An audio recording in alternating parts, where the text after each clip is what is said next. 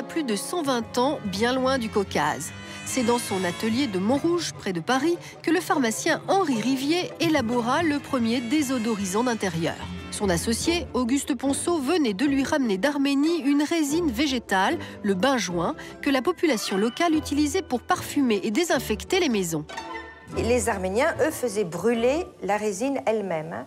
Bon, en France, c'était tout de même un peu plus compliqué, c'était pas dans nos mœurs.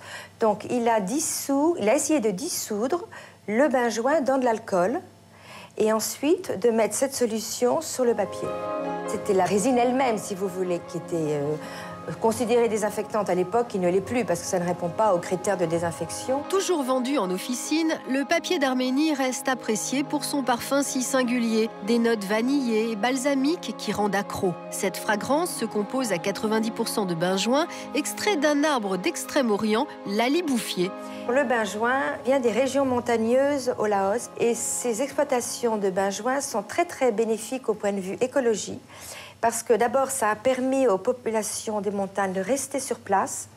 Et en plus, ça empêche la déforestation parce que on prend la résine plusieurs fois sur cet arbre, on le coupe et on replante automatiquement.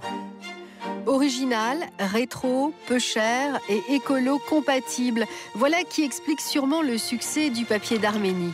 Sa production a décuplé en 15 ans. Quasiment inchangé depuis 1885, son procédé de fabrication reste artisanal et il assure à lui seul la pérennité de l'entreprise familiale.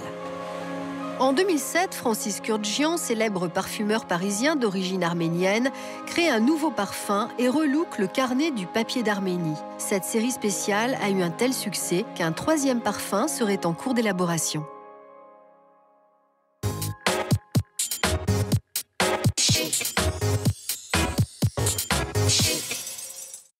Février.